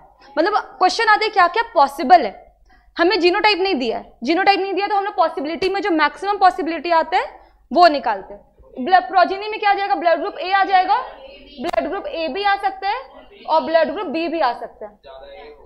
हाँ, ज्यादा कम का कोई बात नहीं है, आपका चाइल्ड एक ही है, तीनों में से कुछ भी हो सकता है, वैसा कुछ भी नहीं है बेटा।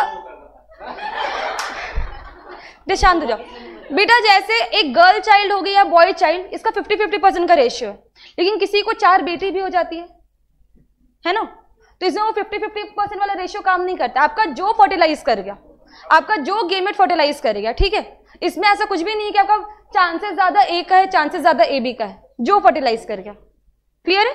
जैसे भाई फीमेल चाइल्ड और मेल चाइल्ड के लिए कितना का पॉसिबिलिटी बनता है, 50% का, लेकिन 4 बेटी भी होती है, देखें हम लोग बहुत सारे फैमिलीज में। ये समझ में आया?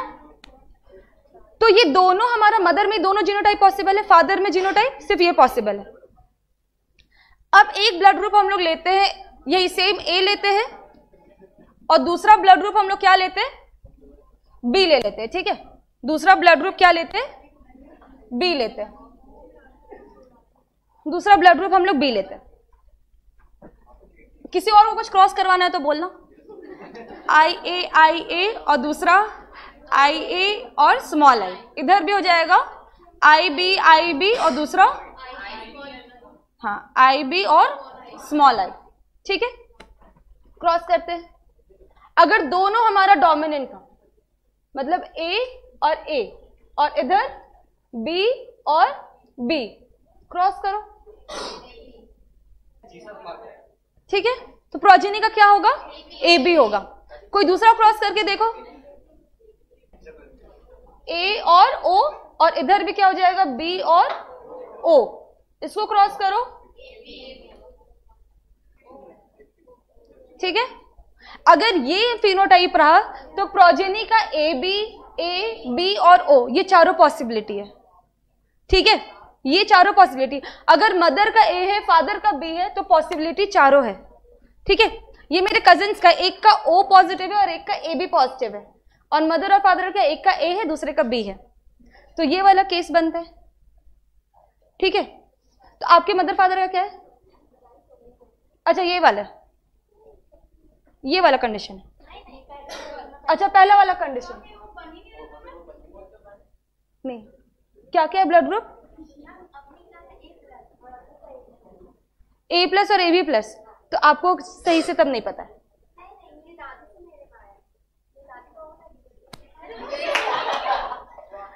वैसे नहीं होता है, वैसे नहीं होता है। मदर और फादर का, तो फिर फादर का भी आपका बी पॉजिटिव होगा या फिर ओ होगा,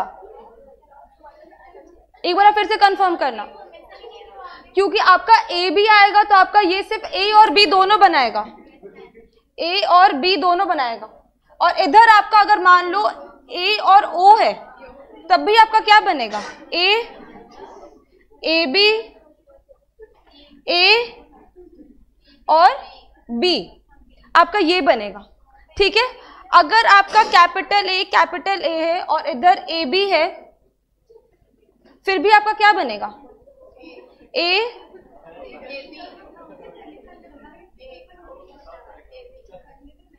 बी। ओ बनने का चांस नहीं है, क्योंकि ए बी में ओ आएगा ही नहीं, ए बी में कोई भी रेसेसिव एलील नहीं है। ठीक है, तो फिर आपका फिर ब्लड ग्रुप ओ नहीं है। चलो शांत हो जाओ। देखो, ब्लड ग्रुप ए और ब्लड ग्रुप बी में, ब्लड ग्रुप ए और ब्लड ग्रुप बी में आपका चारों पॉसिबिलिटी बन रहा है। ये वाले केस से आपका क्या हो रहा है, चारों पॉसिबिलिटी फॉर्म कर रहा है। अब अगर दोनों का आपका ओ पॉजिटिव है, मान लो दोनों का ओ पॉजिटिव है, तो प्रोजेनी का क्या बन सकता है, सिर्फ ओ ही बनेगा।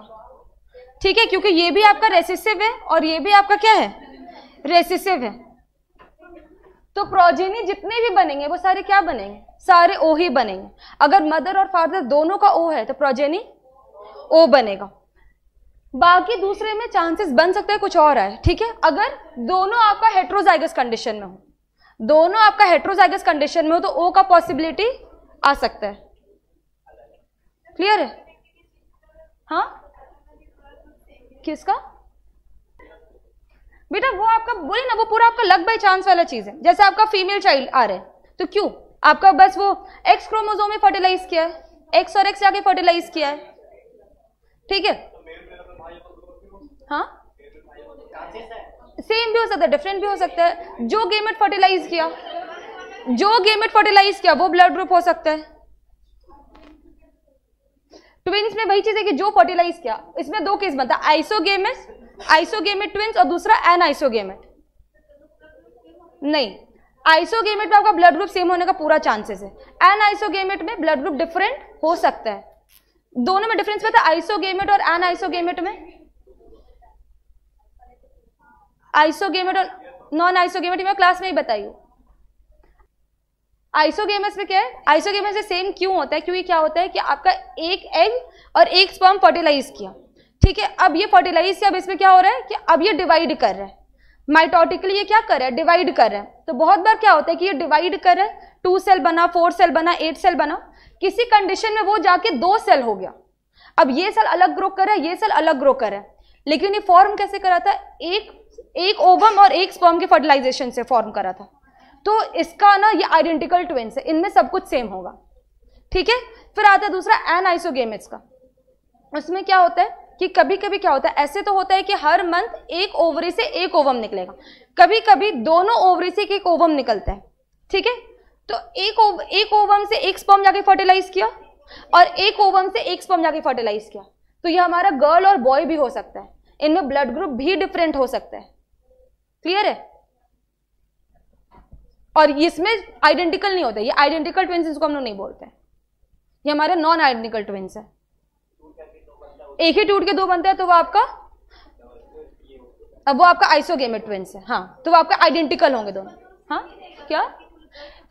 हाँ, अगर देखो क्योंकि आपका फर्टिलाइज मान लो कि आपका एक्स क्रोमोसोम क्या वाई क्रोमोसोम के साथ क्या बना? बॉय बना, और यही आगे डिवाइड करके 2 सेल बन गया, तो वो दोनों बॉय ही रहेगा ना, ठीक है। लेकिन एक इस तरफ के ओवरी से जो ओवम निकला, ये इससे एक्स क्रोमोसोम फर्टिलाइज किया, इस तरफ के ओवम से वाई क्रोमोसोम फर्टिलाइज किया, तो इधर बॉय बना इधर गर्ल बना, तो ये एनआइसोगेमस का एग्जांपल हो गया। क्या हो गया बच्चा? ओ नेगेटिव आ सकता है, केस वही बनता है, ओ पॉजिटिव और ओ पॉजिटिव, ठीक है। इसमें दोनों केस बनता है, पॉजिटिव है तब भी वो पॉजिटिव होगा, पॉजिटिव नेगेटिव है तब भी पॉजिटिव होगा। इधर भी पॉजिटिव है तो पॉजिटिव और पॉजिटिव नेगेटिव है तो पॉजिटिव। ये वाला क्रॉस करो तो सारे पॉजिटिव निकलेंगे। हम लोग मैक्सिमम पॉसिबिलिटी देखते हैं, ये वाला क्रॉस करके देखो, पॉजिटिव, तो ये क्या होगा? पॉजिटिव। समझ में आया? हाँ, चाइल्ड का बी भी हो सकता है और चाइल्ड का ओ भी हो सकता है। नहीं, देख लेते ये वाला, मदर का क्या है?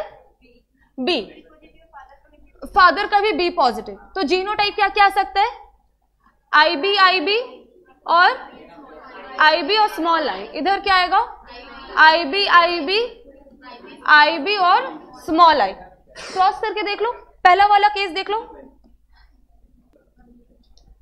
ठीक है। अगर जीनोटाइप ये रहा तो सारा बी आएगा। बेटा क्वेश्चन आपका आता है कि मदर आपकी बी है और फादर बी है, पॉसिबिलिटी क्या क्या है चाइल्ड का, लोग तुरंत में बी मार्क कर देते हैं, लेकिन हम लोग मैक्सिमम पॉसिबिलिटी वाला केस देखते हैं, ठीक है। दूसरा केस देख लो, इसमें हमारा बी है, दूसरा ओ है, इधर बी और ओ, इधर क्रॉस करो, मैक्सिमम पॉसिबिलिटी क्या होगा? मतलब अगर मदर और फादर दोनों बी पॉजिटिव है तो चाइल्ड का या तो बी भी आएगा या फिर ओ भी आ सकता है, ए बी और ए आने का कोई चांस नहीं है। क्लियर है? अब आरएच फैक्टर पे आते हैं, क्लियर है? अब आते हैं हम लोग आरएच फैक्टर पे, ठीक है। RH फैक्टर नाम आया रीसस मंकी से, जिसमें फर्स्ट टाइम इसका डिस्कवरी हुआ था। रीसस मंकी, इसको भी डिस्कवर करने वाले थे हमारे लैंडस्टीनर। हाँ, मंकी में फर्स्ट टाइम डिस्कवर हुआ था, इसलिए इसका नाम आ गया RH फैक्टर। ठीक है, डिस्कवरी हुआ था लैंडस्टीनर एंड वीनर के द्वारा। अच्छा, अभी टाइम है ना, मुझे एक चीज और इधर बताना था जो मैं बताने वाली थी और मैं भूल गई। उधर इधर लैंडस्टीनर डिस्कवर किए, तो उधर लैंडस्टीनर एंड वीनर डिस्कवर किए। ठीक है, ब्लड ग्रुप O, ठीक है, ब्लड ग्रुप O देखे हम लोग। अब एक ब्लड ग्रुप था जो O नेगेटिव से भी रेयर ब्लड ग्रुप है, जो O से भी रेयर है। ठीक है, जो है हमारा कौन सा, बॉम्बे ब्लड ग्रुप, बॉम्बे, हाँ बॉम्बे ब्लड ग्रुप। और फर्स्ट टाइम डिस्कवरी हुआ था तो बॉम्बे के अंदर। ये इंडिया में 10,000 में से एक जन को होता है। ठीक है, बॉम्बे ब्लड ग्रुप।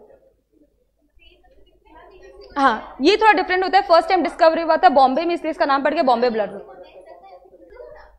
ये सबको दे सकता है ब्लड, लेकिन ले सिर्फ बॉम्बे ब्लड ग्रुप से ही सकता है। ठीक है, ये अभी आप लोग ही बताओगे कि सबको दे सकते हैं या किससे ले सकते हैं। ठीक है, अभी आप लोग देखो इसमें क्या होता है। नहीं, ऐसा कुछ भी नहीं, बस इसका ब्लड ग्रुप का टाइप है, ये बस ब्लड ग्रुप का टाइप है। हाँ, तो रेयर है, तो अगर ब्लड का इंतजाम नहीं हुआ तो फिर मर सकता है। मतलब ऐसा नहीं है कि ये कोई डिजीज है बेटा, ऐसा नहीं है कि कोई डिजीज फिनोमेना है कि ये जिसको हो गया वो इंसान मर जाएगा। इसको जब ब्लड का जरूरत पड़ेगा और इसको ब्लड नहीं मिल पाएगा तब डेथ होगा। ठीक है, बॉम्बे ब्लड ग्रुप में क्या होता है बेसिकली, ये कैसे डिस्कवर हुआ था कि जब इस पर्सन का ब्लड टेस्ट किया गया था ना, तो लोगों को क्या लगा कि ये ब्लड ग्रुप O है और इनको ब्लड ग्रुप O चढ़ा दिया गया। और ब्लड ग्रुप O चढ़ाने के बाद क्या हुआ कि ब्लड का क्लम्पिंग शुरू हो गया, ब्लड का क्लम्पिंग शुरू हो गया। तो फिर ये चीज समझ में नहीं आई कि ब्लड ग्रुप O आ रहा है इस पर्सन का और ब्लड ग्रुप O डाल दिए, तो फिर क्यों ब्लड में क्लम्पिंग दिखने लगा। बेटा पढ़ा लो आकर के। बॉम्बे ब्लड ग्रुप में क्या, इसमें एंटीजन क्या प्रेजेंट है, जैसे O में क्या एंटीजन प्रेजेंट है, O में एंटीजन एक भी नहीं है, नील। ठीक है, और एंटीबॉडी A और B दोनों प्रेजेंट है। ठीक है, बॉम्बे ब्लड ग्रुप में भी सेम चीज देखा गया, तो लोगों को तो हाई चांसेस लगा ना कि ये तो O positive, O blood group O है तो इनको, लेकिन जब ब्लड ग्रुप O डाला गया ना तो क्या हो गया, क्लम्पिंग हो गया और सीवियर केसेस में डेथ हो गया। नेगेटिव वाला केस नहीं है ये। इसमें क्या रीजन है, इसमें क्या रीजन है, जैसे देखो यहां पर एक फ्यूकोज आया, यहां पे फ्यूकोज आया, ब्लड ग्रुप O में भी फ्यूकोज प्रेजेंट है। अब इसके ऊपर कोई एंटीजन प्रेजेंट नहीं है, इसके ऊपर कोई एंटीजन प्रेजेंट नहीं है। और बॉम्बे ब्लड ग्रुप में क्या है कि इसमें फ्यूकोज भी प्रेजेंट नहीं है, फ्यूकोज भी प्रेजेंट नहीं। लेकिन हम लोग क्या चेक करते हैं, हम लोग सिर्फ एंटीबॉडी A और B चेक करते हैं ना। अगर ब्लड ग्रुप B है तो हम लोग बेसिकली हमारे पास एंटी सी रहा है एंटीबॉडी चेक करने के लिए, तो हम लोग ये दोनों चेक करें तो बिल्कुल हमें क्या लगा कि ब्लड ग्रुप O है। जैसे ही ब्लड ग्रुप O डाले इस पर्सन में क्लम्पिंग शुरू हो गया। क्यों, क्योंकि ये जो फ्यूकोज था ना, ये फ्यूकोज भी इसमें एब्सेंट, और फ्यूकोज का कोई टेस्ट नहीं था उस टाइम ऐसे इंडिविजुअल।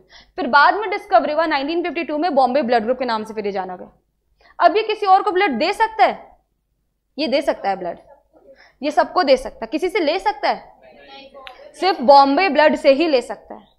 बस इसका ब्लड ग्रुप का टाइप है, बस इसका ब्लड ग्रुप का टाइप है। क्लम्पिंग क्या होता है, ब्लड आपका जमने लगता है, ब्लड फिर आपका फ्लो नहीं करेगा तो फिर डेथ होगा ना। तो बॉडी में फिर वो बेटा वो आपकी बॉडी में आपके नॉर्मल पैसेज से गुजरेगा ही नहीं, वो क्लम्प होने लगेगा। अब ब्लड क्लम्प होने लगने का ये मतलब है जैसे आप लोग नॉर्मली रोड पे ट्रांसपोर्ट कर रहे हो, ठीक है, लेकिन वहां पे कहीं जाम है तो वहां एकदम पीछे जाम लग गया, बस उसी तरीके से क्लम्पिंग हो गया, मतलब वहां पे ब्लड का थक्का जम गया। तो इसके बाद वे ब्लड को पास करने नहीं देगा, और जहां ब्लड का थक्का जम गया और ब्लड को पास करने नहीं दिया, ब्लड भी पास करे बेटा तो एक पार्शियल प्रेशर के थ्रू, ठीक है, तो वहां पर क्या होगा कि वो फिर पार्शियल प्रेशर इतना ज्यादा है कि वो आर्टरीज और वेन्स फटने लगेंगे, ठीक है, और हैमरेज हो जाता है। ठीक है, हैमरेज मतलब समझो कि आपके आर्टरीज और वेन्स डैमेज हो रहे, आर्टरीज और वेन फट रहे, ठीक है।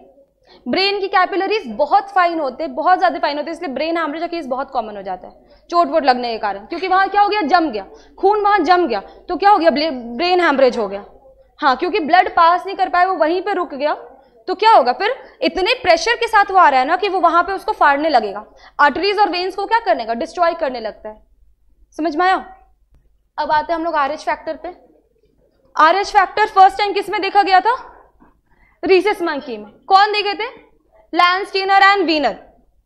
और RH फैक्टर हमारा दो टाइप का होता है, एक RH पॉजिटिव और दूसरा RH नेगेटिव।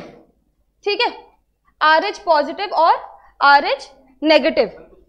हाँ पूछ। B पॉजिटिव B नेगेटिव, भाई RH फैक्टर देख लो उसके बाद फिर। ठीक है, RH बस वर्ड इसलिए आया क्योंकि ये फर्स्ट टाइम डिस्कवरी हुआ था रीसस मंकी से, बस इसीलिए RH नाम आ गया, नाम है उसका। जैसे होमोसेपियन, तो होमो क्या सेपियन क्या, उसी तरीके से रीसस मंकी है, इससे नाम आ गया तो इसका हम लोग RH ले लिए, बस यही चीज समझो। ठीक है, इसका हम लोग कोई और नाम भी दे सकते थे वो अगर किसी और में डिस्कवर होता था। ठीक है, तो ये रीसस मंकी में डिस्कवर होता है इसलिए इसका नाम पड़ा RH फैक्टर। ठीक है, RH फैक्टर कौन डिस्कवर करे? Landsteiner and Wiener. दो टाइप का होता है RH फैक्टर, RH पॉजिटिव और RH नेगेटिव। ठीक है, पॉजिटिव वाले सिर्फ पॉजिटिव को ही ब्लड दे सकते हैं, पॉजिटिव वाले सिर्फ पॉजिटिव को ब्लड दे सकते हैं, और नेगेटिव वाले पॉजिटिव को भी दे सकते हैं और नेगेटिव को भी ब्लड दे सकते हैं। ठीक है, नहीं, तो बेटा अब O पॉजिटिव है तो अब उसमें भी तो कुछ एंटीजन एंटीबॉडी प्रेजेंट है ना, A पॉजिटिव है या A नेगेटिव है तो A एंटीजन तो प्रेजेंट है ना, तो वो उसके अकॉर्डिंग ही ब्लड देगा। ठीक है, तो ये हमारा क्या RH पॉजिटिव या RH नेगेटिव, इसमें प्रेजेंट है हमारा H antigen. H antigen present है तो वो क्या हो गया? H एंटीजन प्रेजेंट है तो पॉजिटिव, H एंटीजन एब्सेंट है तो नेगेटिव, बस यही समझो। अब आप लोग मुझे बताओगे, ठीक है, एंटीजन A प्रेजेंट है तो blood group A, antigen B present है तो blood group B, antigen AB present है तो AB, और एंटीजन कुछ भी नहीं है, एंटीजन नील है O। समझ में आया? इसी तरीके से अगर H एंटीजन प्रेजेंट है, H एंटीजन प्रेजेंट है तो blood group positive, blood group positive. ठीक है, ये केस देख लिए, ये समझिए कि A एंटीजन प्रेजेंट है, B एंटीजन, AB एंटीजन और एंटीजन एब्सेंट। अब इसमें ये देखो कि अगर हमारा H एंटीजन प्रेजेंट है और दूसरा कॉलम बन सकता है कि H एंटीजन एब्सेंट है। ठीक है, H एंटीजन एब्सेंट है। H एंटीजन में कहां प्रेजेंट होगा? उसके आरबीसी के सरफेस पे प्रेजेंट होगा। एंटीजन कहां प्रेजेंट है? सरफेस पे प्रेजेंट है। ठीक है, H एंटीजन प्रोटीन है, जैसे हम लोग बोले कि A एंटीजन B एंटीजन क्या है? ग्लाइकोप्रोटीन है। H एंटीजन क्या है? प्रोटीन है। H एंटीजन प्रेजेंट है, ब्लड ग्रुप A पॉजिटिव। ठीक है, अब ये चीज देखो बेटा,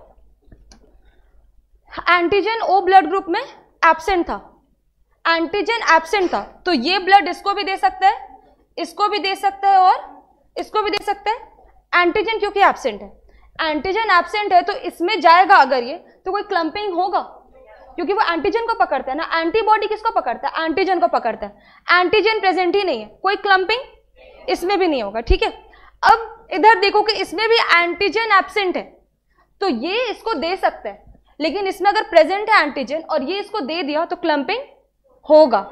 ठीक है, जिसमें एंटीजन प्रेजेंट है तो समझो कि उसके पास एक लूप होल है और उस पर वो अटैक कर सकता है। ठीक है,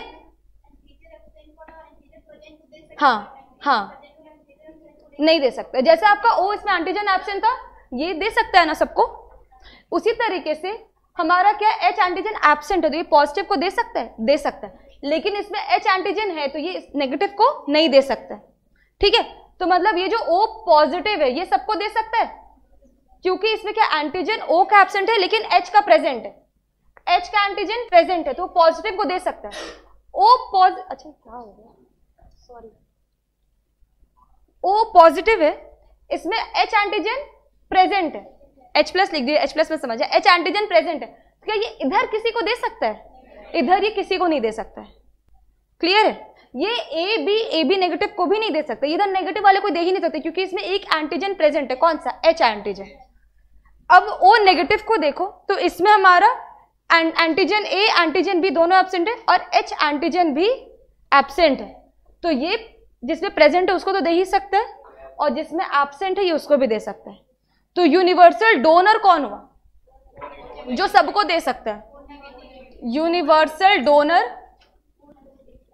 ओ नेगेटिव, और यूनिवर्सल रेसिपिएंट जो सबसे ले सकते हैं, हाँ ए पॉजिटिव, सबसे ले सकते हैं। कौन ले सकता है? बस ये सोच के बताओ, ए बी पॉजिटिव होगा कि ए बी नेगेटिव होगा? ए बी पॉजिटिव होगा। देखो नेगेटिव वाले इधर सबसे ले सकते हैं, लेकिन ये पॉजिटिव वाले से नहीं ले सकते।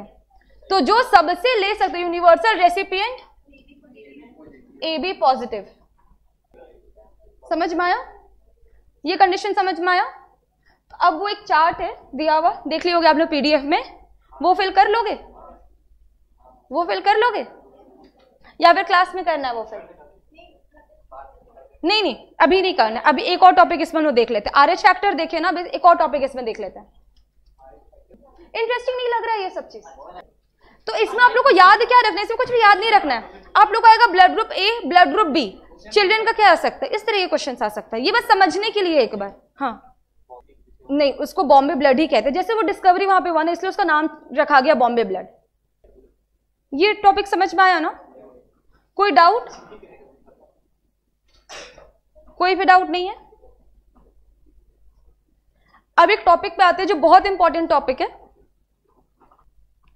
नहीं, इसी में पढ़ना है। Erythroblast fetalis. मेरी बुक देखना। हाँ पता है। अब आ जाए एरिथ्रोब्लास्टोसिस फीटलिस पे। बेटा आप लोगों को समझ में आया? ठीक है, एक चीज और यहां पे थोड़ा देख लो। जैसे जिधर एंटीजन प्रेजेंट है तो उसके लिए एंटीबॉडी एब्सेंट रहेगा। जैसे हमारा ब्लड ग्रुप ओ में एंटीजन एब्सेंट था, लेकिन एंटीबॉडी देखा जाए तो एंटीबॉडी क्या क्या प्रेजेंट था? ए और बी दोनों प्रेजेंट था। उसी तरीके से जब एच एंटीजन एब्सेंट है तो इसके लिए एंटीबॉडी होगा, प्रेजेंट होगा। एच एंटीजन एब्सेंट है मतलब एच एंटीबॉडी या एंटी एच प्रेजेंट है। एंटी एच प्रेजेंट है मतलब अगर इनमें हम लोग पॉजिटिव ब्लड को डालेंगे तो यहाँ पे एंटीबॉडी प्रेजेंट है, तो ये उसको किल करने लगेगा, ये इसको क्लम्प करने लगेगा। ठीक है, जिसमें जो एंटीजन एब्सेंट है उसका उल्टा वाला एंटीबॉडी प्रेजेंट रहेगा। जो एंटीजन एब्सेंट है उसका उल्टा वाला एंटीबॉडी प्रेजेंट रहेगा। ठीक है, जो एंटीजन एब्सेंट है उसका उल्टा एंटीबॉडी प्रेजेंट रहेगा। समझ में आया? एच एंटीजन एब्सेंट है तो एंटी एच एंटीबॉडी, अगर इसमें हम लोग पॉजिटिव ब्लड डालेंगे तो उनमें क्लम्पिंग क्यों होगा? क्योंकि एंटीबॉडी प्रेजेंट है जो इसके एंटीजन को मारेगा। एंटीजन प्रेजेंट है और यहाँ एंटीबॉडी प्रेजेंट है, तो ये इसमें क्लम्पिंग करना शुरू कर देगा। समझ में आया? लेकिन इसमें एच एंटीजन प्रेजेंट है तो एंटीबॉडी एब्सेंट रहेगा। ये हम लोग यहाँ पे लिख लेते हैं कि जब हमारा एच एंटीजन प्रेजेंट है, एच एंटीजन प्रेजेंट, तो फिर एंटी एच एंटीबॉडी एब्सेंट।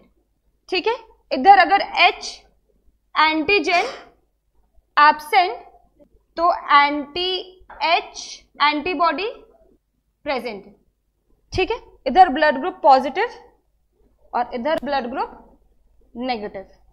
ठीक है, अब ज्यादा हम लोग उस कंडीशन पे आते हैं, एरिथ्रोब्लास्टोसिस फीटलिस। ये एक बार समझोगे तो क्या कभी भूलोगे ये टॉपिक? जैसे टॉल और डॉर्फ को क्रॉस करने से टॉल ही आएगा, ये तो पता है ना। Erythroblastosis fetalis. ठीक है, एरिथ्रोब्लास्टोसिस फीटलिस कब होता है? जब मदर नेगेटिव है और इसके अंदर जो फीटस है ये पॉजिटिव हो गया। ठीक है, अगर मदर नेगेटिव है और इसमें फीटस, इसके बुम में जो एक एम्ब्रियो जो पल रहा है, एक जो फीटस पल रहा है, वो क्या हो गया? पॉजिटिव ब्लड ग्रुप का आ गया, तो क्या होगा? Erythroblastosis fetalis. ठीक है, एरिथ्रोब्लास्टोसिस फीटलिस का मतलब नाम से कुछ समझ में आ रहा है? एरिथ्रोब्लास्ट मतलब आरबीसी, क्योंकि आरबीसी के सरफेस पे प्रेजेंट है, उसका क्लम्पिंग करने लगेगा, सेल्स का डेथ होने लगेगा। हाँ, तो इसमें क्या हो सकता है? बच्चे को सीवियर जॉन्डिस, क्या लिख, सीवियर जॉन्डिस एनीमिया, नहीं बहुत कॉमन है। मैं बस आप लोग को ये बताती हूँ ना कि पहले के ज़माने में, क्योंकि बहुत ज़्यादा जब मेडिकल साइंस आपका बहुत ज़्यादा एडवांस नहीं हुआ था, जैसे आज इसका क्योर है, ठीक है, जैसे उसका ही ब्लड ग्रुप क्या है, नेगेटिव है, मेरा ही ब्लड ग्रुप नेगेटिव है। अगर फादर का ब्लड ग्रुप पॉजिटिव आया तो चाइल्ड का आ सकता है पॉजिटिव ब्लड ग्रुप, आ सकता है ना, हाँ चांस है। लेकिन अब इसका क्योर है। पहले के टाइम में क्या होता था, हाँ तो फिर नेगेटिव ही आएगा डेफिनेटली। और अगर हस्बैंड का पॉजिटिव है और वाइफ का ही पॉजिटिव है तो पॉजिटिव ही आएगा डेफिनेटली, या फिर वो आपका हेट्रोजाइगस कंडीशन बनता है।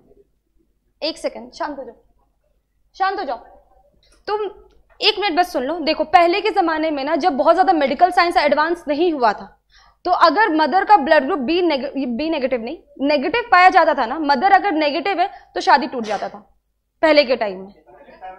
क्योंकि मेडिकल साइंस एडवांस नहीं हुआ था ना, क्या होता है कि फर्स्ट चाइल्ड आपका नॉर्मल हो जाएगा, पता चल जाता था बेटा। इनफैक्ट अभी भी आप बहुत सारे गांव वगैरह में जहां इस चीज का भी नॉलेज नहीं है, वहां भी इस रीजन से आज भी शादी टूटता है, ठीक है। अगर मदर का ब्लड ग्रुप नेगेटिव है तो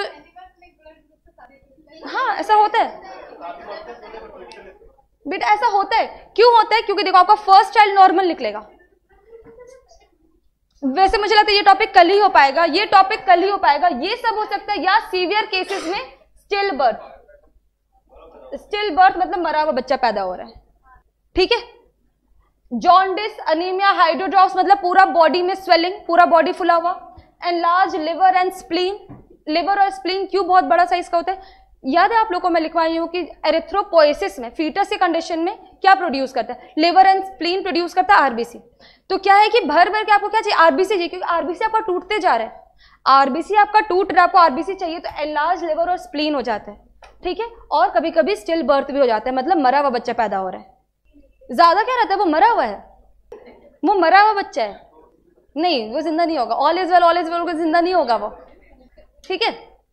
देखो आज के टाइम में बहुत लोग बहुत सारे टेस्ट वगैरह करा के भी शादी करते हैं, ठीक है। बहुत लोग पूछ लेते हैं कि आपका ब्लड ग्रुप क्या है, या फिर हाँ बायोडेटा में लोग लिख देते हैं ब्लड ग्रुप वगैरह, ठीक है। अगर ब्लड ग्रुप नेगेटिव है तो गांव वगैरह में जहां बहुत नॉलेज नहीं है, जहां किसी से पता चला तो वहां पे शादी भी टूट जाता है, नॉलेज की कमी के कारण। आज इसका क्योर है, ठीक है, इसका क्योर मैं बता रही हूँ। ये होता क्यों वो भी बता रही हूँ।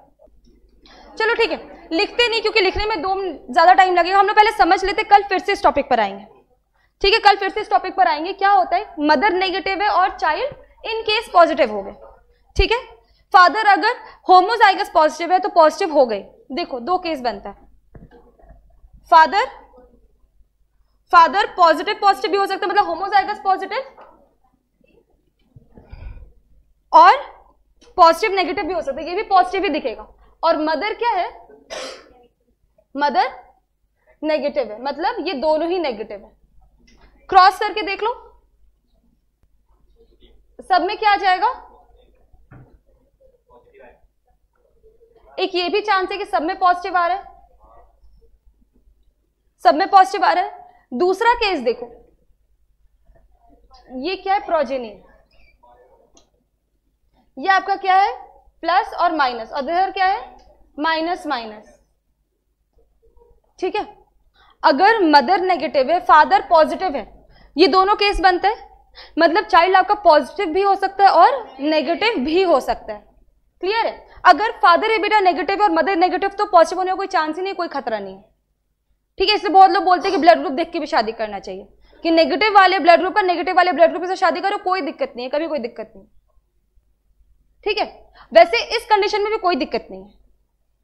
कैसे, क्या ट्रीटमेंट है उसके लिए, समझ में आया? नेगेटिव भी आ सकता है चाइल्ड। तो बेसिकली होता क्या है कि फर्स्ट प्रेगनेंसी में मदर का ब्लड और फीटस का ब्लड बिल्कुल सेपरेट होता है प्लेसेंटा से, ठीक है।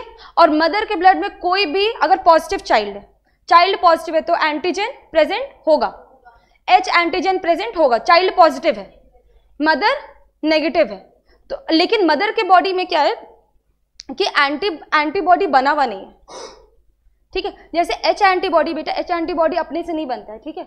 अगर क्या होता है कि अगर आप ब्लड डालोगे, अगर आप पॉजिटिव ब्लड डालोगे तो फर्स्ट ट्रांसफ्यूजन में खतरा नहीं होता है, ठीक है।